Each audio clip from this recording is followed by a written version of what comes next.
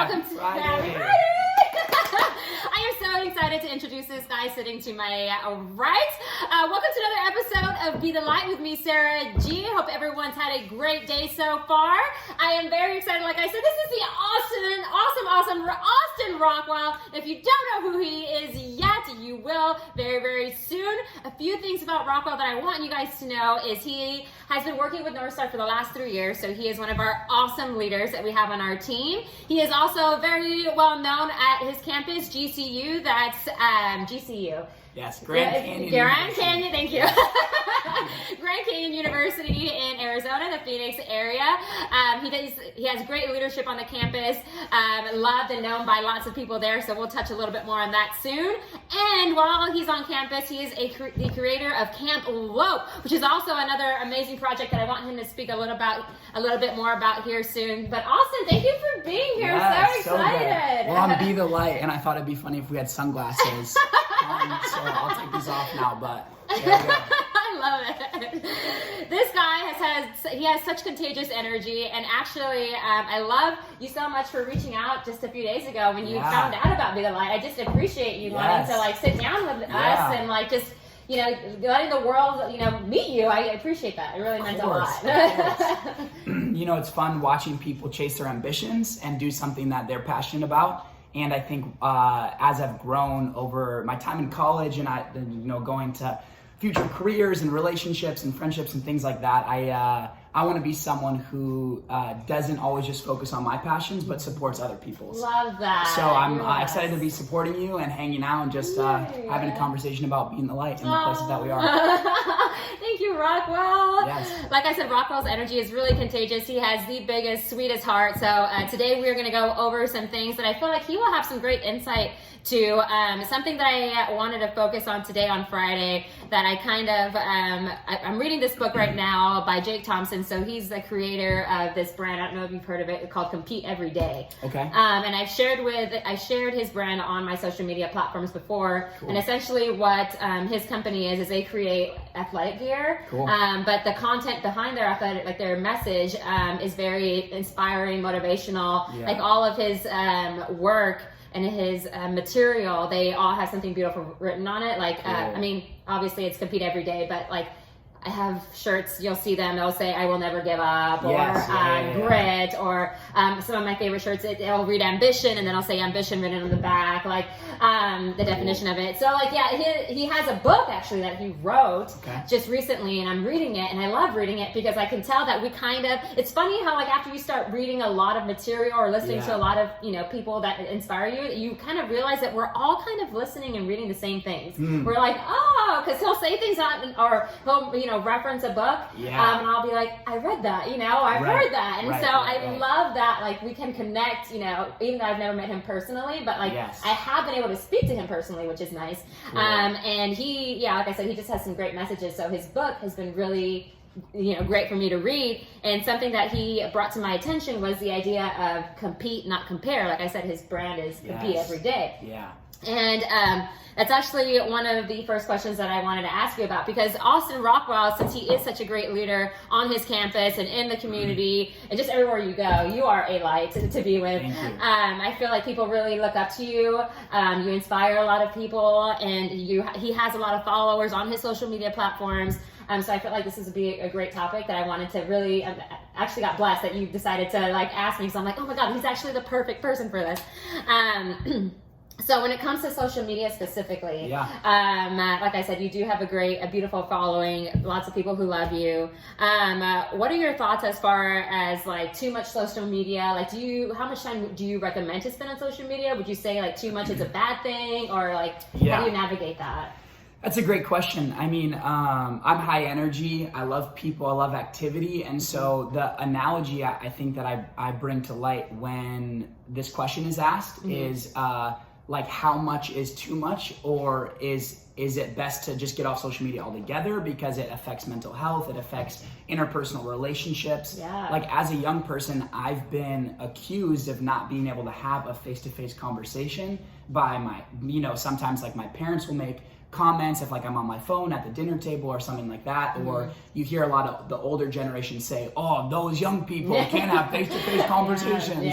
And you look at these photographs from like the 50s and 60s, and it's of everyone with their faces in the newspaper. Right.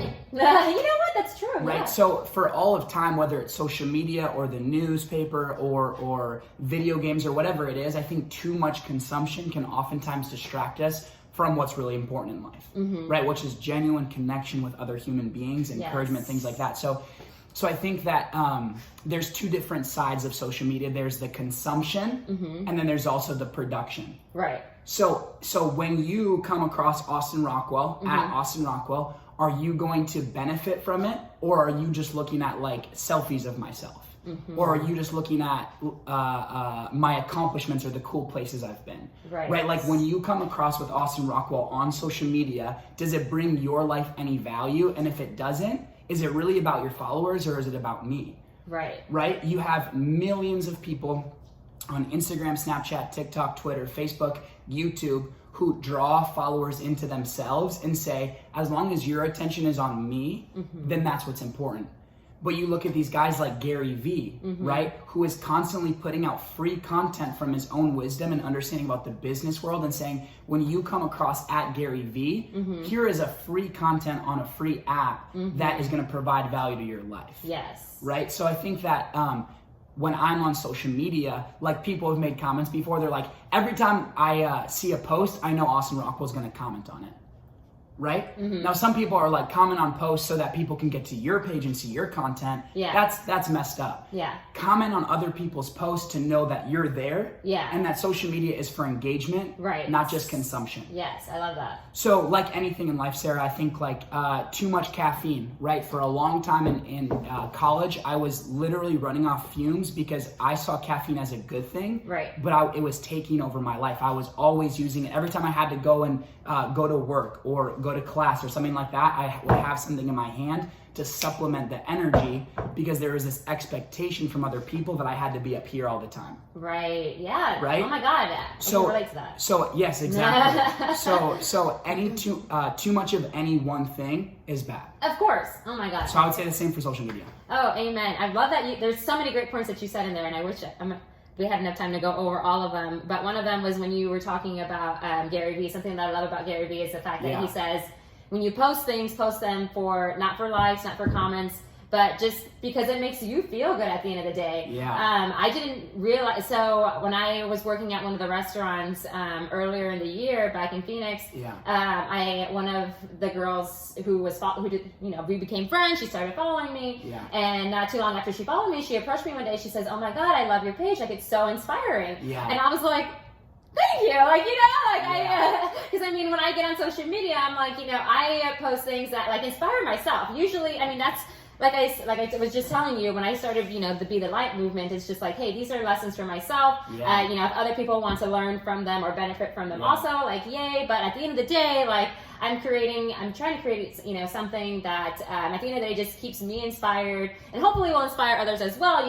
That's always the goal, but it's mainly just to remind me, to keep me on track, like how can I be better each day? And I feel like through social media I was talking to Spencer about this last night, is people get on and then it's really what it can be, and what it is a bunch of fake news. You go on there and you just see the best. People like to post the best of their lives all the time. It's rare that you see people get on social media and post like, their the bad images. You see like the Instagram versus reality, people sometimes do that, and I'm like, that's the real stuff, if you, instead of looking, I guess, for the likes or the attention, that post like whatever, whatever you're going through. Like if you need support or love, I actually have a girlfriend on I see girls go through breakups and, they put their emotions out there, and I'm like, sometimes they get judged for it. Like, oh, well, why are you, suddenly, showing this much or talking about this much and you weren't like this before? And I think, they get condemned for it. And I'm like, this is their life though. Like, can we just give them kudos actually for being kind of ballsy and just like saying, hey, I'm struggling with this right now. This is how I'm grieving. This is how I'm getting through it.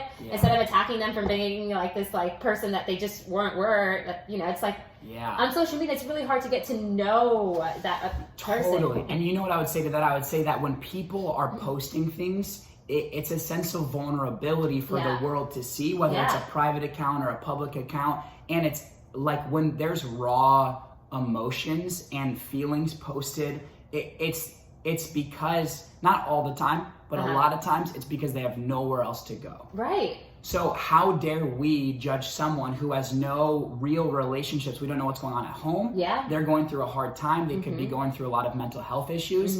And their only outlet, it's not a therapist, it's not a church. Yeah. Because maybe they didn't grow up in it, or they don't have any, maybe it's not a church, it's not their parents, it's not any close friends, because maybe all the friends that they have are, just kind of the superficial. We have fun time together, but when stuff gets real, like, we can't talk. Right. And they just broke up with their boyfriend or girlfriend or whatever it is. And now, where are they supposed to go? Yeah. That's all they know. Right. And they see, if you post a picture that you look pretty on, it's like, oh my gosh, you're so pretty. But why aren't people getting that same amount of attention and support when it's like, no, this is actually a cry for help. Right, yeah. And I think people, Sarah, are so quick to judge and say, oh, well, because this is a public platform or that doesn't look pretty, don't post it. Right. And we live in this cancel culture. Yeah. Right? Yeah. Where it's like, you don't post the perfect thing. Like, if I see you at a gas station and you post a story without a mask on, canceled. Or if I see you make a racy comment that I don't agree with, or you go to Mount Rushmore with your family, canceled. Because all of a sudden, like, whatever is pop culture at the moment, if you don't fit that, then you're out. Isn't that sad? That makes me so sad. So sad. And I don't think that's the way that social media should be used. And I don't think that's the way that true relationship happens. Right. Because Be the Light, it's the name of this podcast and diary. There's this verse in Matthew 5 in the Bible that talks about, Jesus says, you are the light of the world. And a light on a hill cannot be hidden. Right? And so for light to shine brightly, there has to be darkness. And I think a lot of times that social media is a dark, dark place. Yes. There's a lot of negativity. There's a lot of bullying. There's a lot of insecurity and comparison. Yes. Right? I know the girls that I have in my life that I'm very close to, they're like, I will specifically not follow certain people because I like the way that their body looks, and I don't want to be seeing their posts comparing myself because I know that God made me beautifully, right? And this body is not something to work for; it's just something to like rest in. Yes, yes, yeah. So, and that makes me sad too, because at the end of the day, I would want those girls to have the confidence and even love themselves. It's like, okay, I want them to be able to like give kudos to, hey, if that person's working hard, but at the same time, like, just because that body looks this way and your body looks that way doesn't mean you're not beautiful, doesn't mean you're not a great person. Like, those are the people that I want to connect with and just be like, I love you. Like, don't compare yourself to me or to those people. Like, love them for them, and I'm gonna love you for you. And that's really, something that I'm trying to push out in this world, like you said, because it is filled with so much darkness, especially since these social media platforms and everybody seems to know everything about everyone these days. It's just like, okay, how can we take out the negativity, the judgment, just create a place of love for everyone? Like, I was telling Spencer last night, like, sometimes even I get sad where I'll be, I just see people attack people or like just, kind of say things between the lines, and I'm like, why are we being so mean to each other? Like, I just really don't understand it. And the older I get, the more like compassion that I have for other people. I'm like, dude, I can honestly say when I was younger, I was, definitely judgmental. And until this day, I do still have, judgmental moments. We all do. But I do my best to recognize them and be like, that's not, like, don't be that way. Like, you don't know what they're going through. And they're trying their best at the end of the day. Like, there's always things that we don't know that we assume. Yeah. And I feel like through social media, a lot of people like to assume that they know that person, like, just because based off their posts. And that's not true. We don't know anything, And here's a challenge. When we catch ourselves judging someone that we don't know, or even acting in a way towards someone that we don't like. Yeah. I have never not liked someone that I've chosen to serve. Right? So if I say like, oh, Sarah, I don't know Sarah, and I don't like you, right? But despite what I see on the outside and what's making me be like, I don't like Sarah, if I choose to say, okay, despite what I see on the outside, who is Sarah as a person? What are her needs? And how can I serve her? Yes. The moment that I choose to put you above myself and say, Sarah's actually more important than me, then I start to actually like, oh my gosh, Sarah has these needs and these needs, and here's how I can serve and support and love her, right? And now all the outside crap that I was judging and whatever, that all goes away because now I'm concerned with you as a person from the inside rather than the outside. Oh, that's beautiful, Austin. Thank you. High five for that. That was like, golly, your words are so great. All right, I want to, let's see here. So I wrote down a few questions. Y'all know this. I try to keep my thoughts as organized as possible because they know I can ramble. So I let my audience know, like, if they see me look down, it's because I'm trying to stay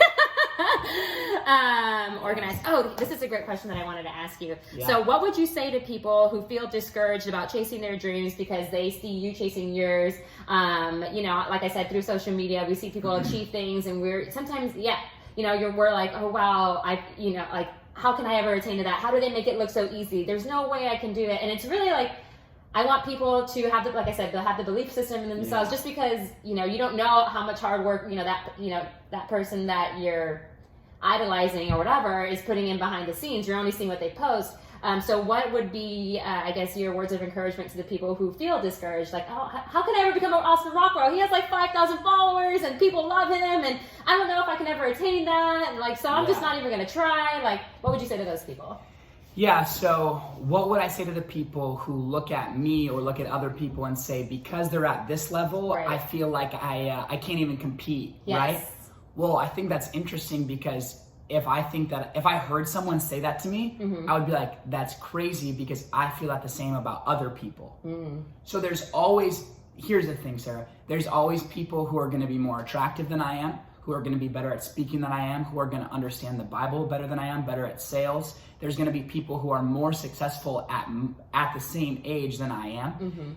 There's going to be people who have prettier girlfriends and wives and seem more successful, right? Like, there are 21-year-olds who own their own house, have thousands of dollars in investments, and are CEOs of companies, right? And they have nice cars and all of these things. And I'm like, oh my gosh, that person has their life put together.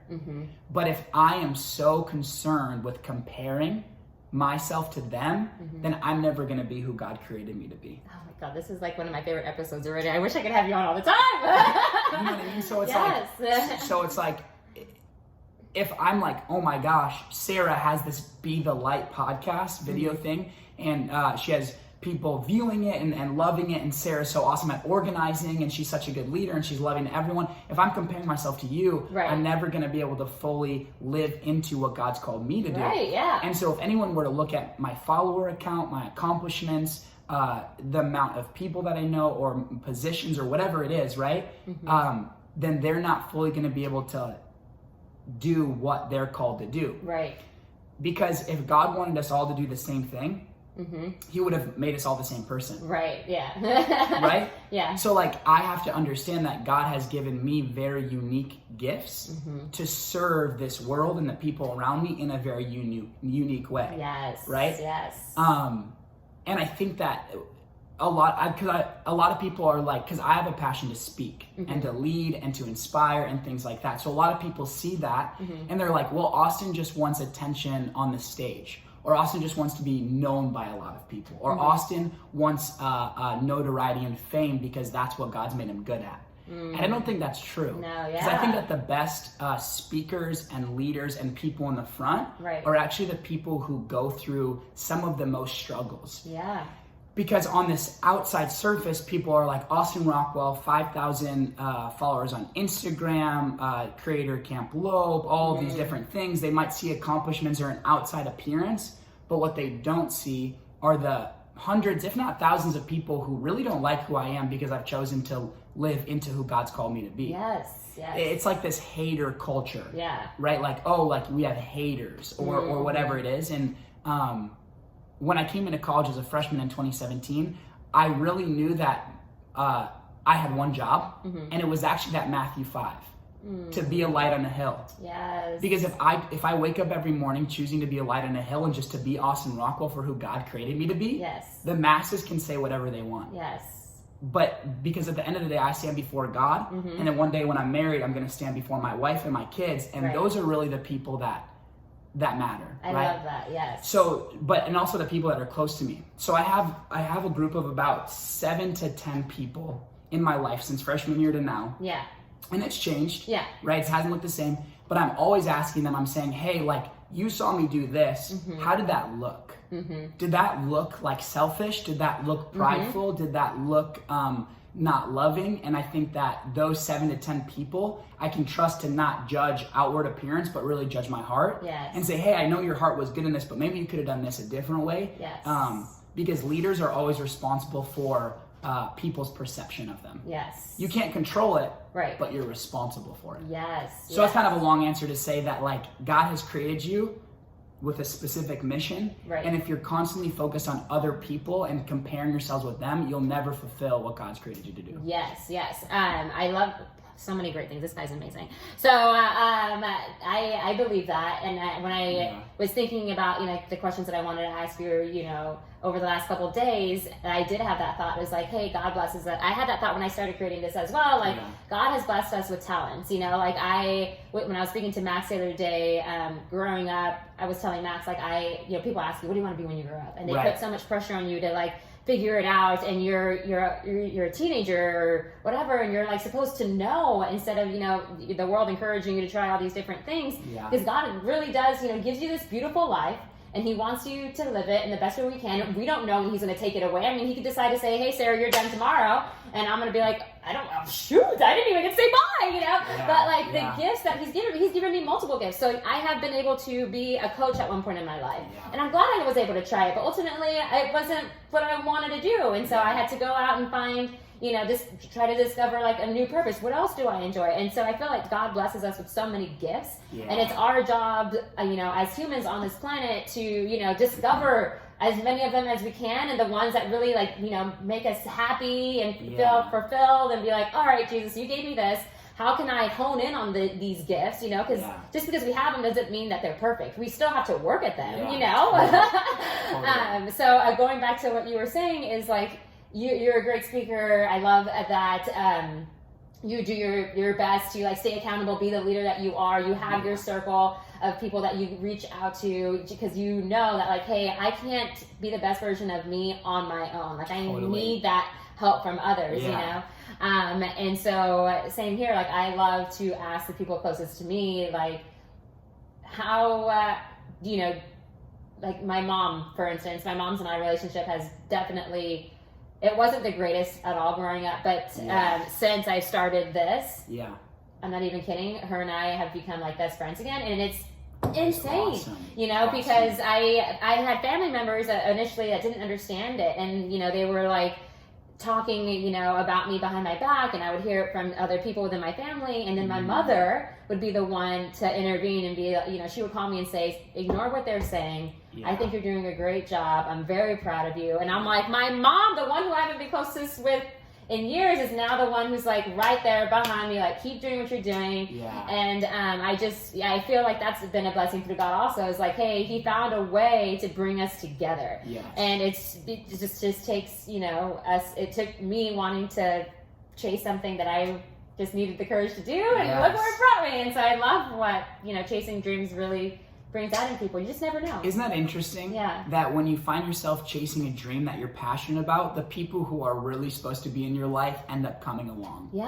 Right? And I want to talk a little bit more about that principle when we talk about Camp Lope a little bit. So because God's given us dreams and ambitions, right? And so saying, like, what am I good at, right? Because I feel called to be a pastor one day, right? Teach God's word in a church or overseas or wherever it is. And so when I was in high school, I was like, I want to make sure that this is actually what I'm called to do. So I met with 4 or 5 pastors, talked to my family, all of my siblings and my close friends. And I said, hey, based on what you know about me, could you see me leading a church and teaching God's word faithfully? And 100% they were like, yes, we could see that in your future. Now, that doesn't mean you have to do that, but if that's a dream that you have, and that means that God's placed that in you, right? Because if I go to my friends and family and I'm like, I want to be on American Idol, right? I want to be on American Idol. I would hope that my friends and family would be like, Austin, you're half tone deaf. Right? Like, I can't even, like, keep my voice for more than a couple days. Like, I would hope that the people close to me would be like, hey, Austin, like, I appreciate that you have that idea, but maybe that's not the best idea. But still encourage you to try it, right? I mean, still try it for yourself. Yes, maybe. Maybe, right? Because when I was 4, I wanted to be a firefighter, right? I had this book. It was like one of those cardboard books, and it had you take like a picture of yourself, like your face, and insert it into like a police officer, an astronaut, a firefighter. And the book's still at my house. Yeah. And so like from 4 to like 7, I'm like, firefighting is a thing for me, you know? Yeah. But now that I'm 21, I'm like, I think that this mixture of business and sales and preaching the gospel and discipleship is like what I'm called to do. Yeah. Now, I might not know what that looks like 5 years from now, but right now it looks like engaging and leading in the sales office that I'm in through a lot of hardships and having really authentic, awesome conversations and relationships with the guys around me, trying to be like Jesus while also trying to sell accounts. Yeah. So. Yeah. Beautiful, beautiful. The last thing I want to ask you is, what do you do every day to keep you feeling good, so you don't get caught up, you know, in what others are doing? Like we were talking about earlier, we get on these social media platforms, and like I said, I even have times where I'm like, shoot, like how are they doing that? And then sometimes I get discouraged, and I have to remind myself, like, hey, focus on yourself. Don't, you know, be proud of them, but you all focus on what you're doing, you know? Yeah. So there's things that I do every day to make sure that I'm feeling good, to keep me excited about the dreams that I'm chasing. You know, I like to wake up, I start with gratitude immediately. I have my gratitude journal right by my bedside. I open it, write in it. I read about 15 minutes of some good content, then I go work out. So I have like this routine that I do every day to keep me feeling good. What are some things that you do daily to help you feel good? You know, Sarah, that's actually an interesting question. I'm going to be vulnerable and authentic a little bit here. Probably for the last like year and a half, I really haven't woken up with this immense sense of gratitude or purpose or excitement. And there's been a lot of things that I've gone after that haven't worked out.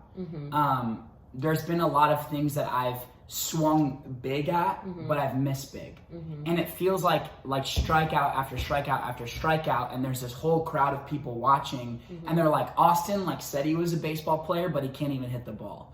So for this last year and a half of my life, I think that it's been a really hard social pressure to feel like I am succeeding and I am grateful and I am like really happy and high energy and things like that. And that doesn't mean that God hasn't allowed some of my dreams and ambitions to come true. It just means a lot of things haven't worked out, right?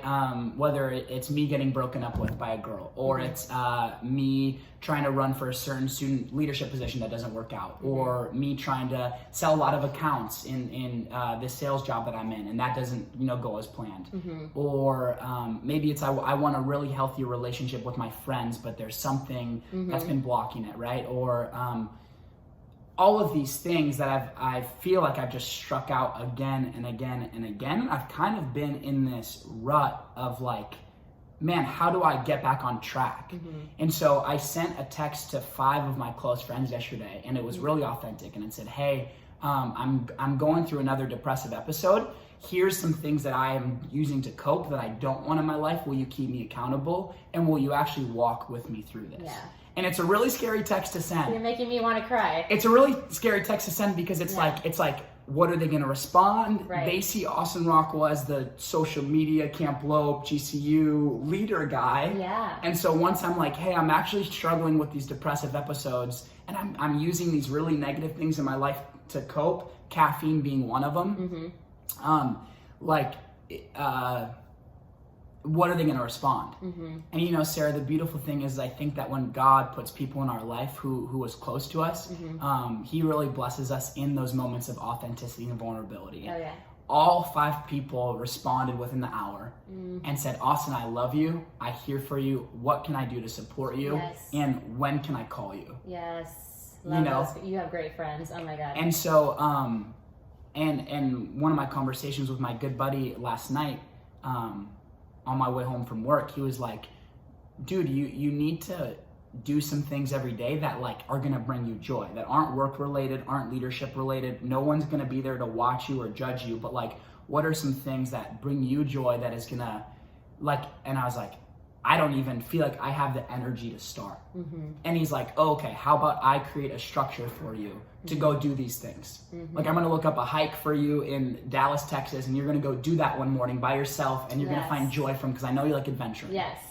So I think that I'm in this process of kind of reevaluating, okay, like if I'm not waking up with the sense of joy, or I'm not going to bed with the sense of fulfillment, what are some things that I can do, or the people around me who can kind of help me get back on track? Yes. I'm going to be vulnerable with you. Thank you for opening up, because I know that's not always easy. Yes. I definitely can relate to that. And what's funny is when I was first introduced to you, something that people told me right before I met you was like, y'all have the same energy. Y'all are both up here. And I always, now that I'm thinking about it, think it's funny how like, people with our kind of energy, when we're really high, we are like on top of the world. We're soaring, yeah. But then when we're low, I am low. Me too. I get in the most depressive states, or I have been. I had a super depressive state not too long ago, and it is the worst feeling, and something that I've struggled with, and that not too many people know about, is since I've left Texas, trying to find like a new home base has been difficult. That community, because I had my family and my closest friends back home in Texas, and now I'm living in new states all the time, and I'm surrounded by amazing men all the time, but there's really no females in this community that I feel comfortable enough to reach out to, that I can relate to, and so that's been something really difficult, where I just kind of have to I've worked through, but it's definitely brought me down at moments where I just feel so alone. Like, who can I call? And like, I feel badly, sometimes Spencer is my only outlet, and I don't want him to be my only outlet, because he does, he has a lot of things every day that he's focusing on. So he has a great day, and then he comes home and I'm suddenly not feeling good, and he's like trying to do work, do whatever he has to do. And now he has to, bring me up. Sometimes I don't feel like that's fair, so I don't always communicate, those feelings to him. And then that again brings me lower, and so struggling with that, like how do I feel good? And so it has been a process. You're not alone as far as like finding ways to wake up and feel good, and still, I honestly feel like sometimes this is a therapy session. Like, hey, like I can talk about things, people. If you can relate, great. If you can't, at least I'm having a way to get it out there. It does help to speak about things that you're going through out loud. I'm like, most of the time when I say it out loud, I'm like, oh wow, that feels better. Like, I don't know who's listening, but like I said it, So I appreciate you being vulnerable, but I do want you to know that you're not alone. If you ever need anything, I especially the outright right corner, Yes. I love you. Thank you for opening up. I love you too, and you guys too. I mean, if you have come across this, and you've made it this far, 32 minutes in, and you are struggling with mental health, or you're feeling alone or isolated, Sarah and I are a DM away, and we might not know you super personally. You might be a stranger, but when you enter the space of vulnerability and authenticity, we're not the answer, but we can help guide you to help and let you know that you're not alone, and maybe offer solutions and a helping hand and support and things like that. And I think that's really important, because in a world full of social media where there are billions of followers circulating around pages, and there's likes and there's dislikes and there's comments and there's shares and all of these things and views, it can get really easy to feel drowned out in this sea of people, right? And then we start to compare, and so rather than comparing, saying, hey, you're a human and I'm a human, we were both created to have ambitions and dreams and fulfillment in this life. How can I support you and love you and encourage you in that? Yes. Right? Maybe that's through that video, maybe that's through a comment on an Instagram post, maybe it's about saying, hey, like, I don't know you very well, can we go out to coffee so we can like hang out for a couple hours and just talk about life? Right. And maybe we talk about struggles, maybe we don't, maybe we just laugh about common interests or whatever it is. But I think that the more reaching out that we do, the less isolation there is. And we're gonna have to become very creative with how we do that, right? Like, I'm going back to a college campus where I'm not allowed to be outside walking around without something covering my face. Right. So that's scary, because it's like, am I gonna recognize the other people who I know? Are they gonna recognize me? Are we gonna still be able to have authentic interaction? Right. We can no longer congregate and eat inside. So like, are we like, no, these coffee meetings can't happen anymore. So I think people are gonna have to get really creative to like build community in these new ways. So. Yes. Before I let you go, I do want to talk about, Camp Lope. Yes. But I wanted to wrap up the message that we have been, covering the last 30 minutes.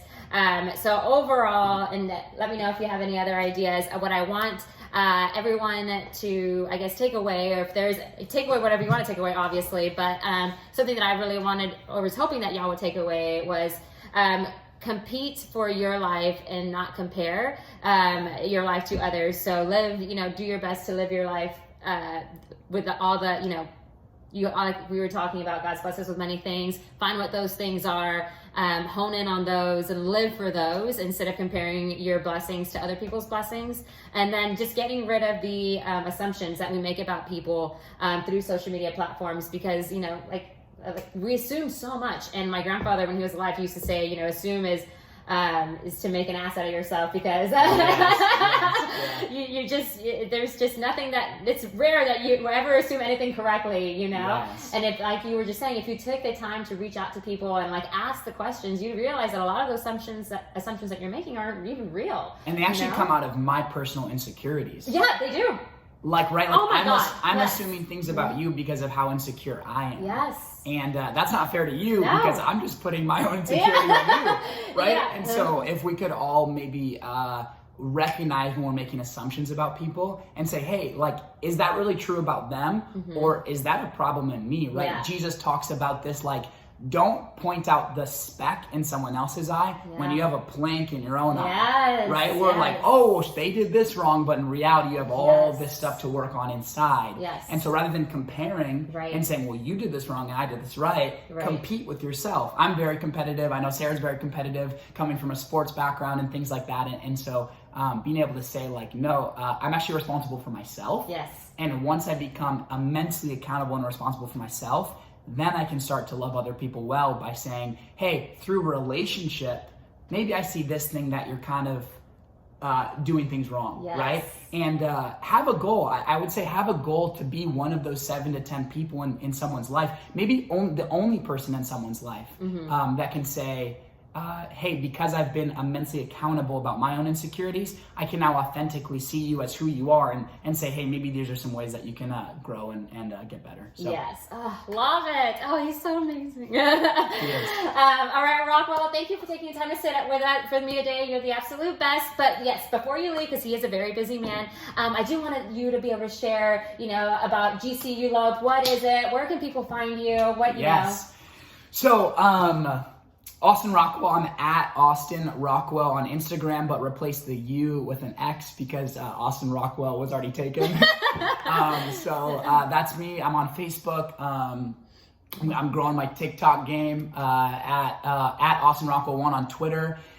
So those are all my social handles if you'd like to give me a follow. Yes, please.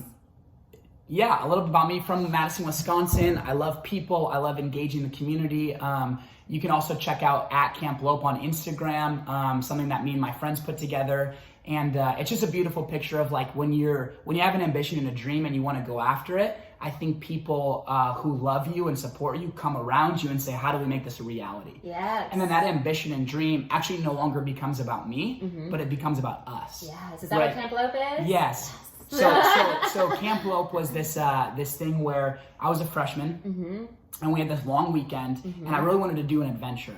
Friday goes by, no adventure. Saturday goes by, pool day, no adventure. Sunday goes by, I'm in church. I text all these different friend groups that I was a part of. Yeah. I was like, everybody meet in the coffee shop. We're gonna go camping. And the cool thing is the idea and the vision and the dream that I had that weekend to do something fun with a lot of people that didn't know each other became a team effort where one kid was like, I have a spot. One kid's like, I have a tent. Another kid's like, I can go shopping, Venmo me. And so it became this thing. And then it was like, Lopes are our mascot. It's like, well, we're Camp Lope. And so it's like a joke, oh, you're camp counselor Stephanie. I'm camp counselor Rick, all of this stuff, right? And then the next year, it became a thing to engage freshmen with upperclassmen to kind of connect them. Wow. Now, here's the cool thing, Sarah. It was only about 36 people that came that second Camp Lope. Yeah.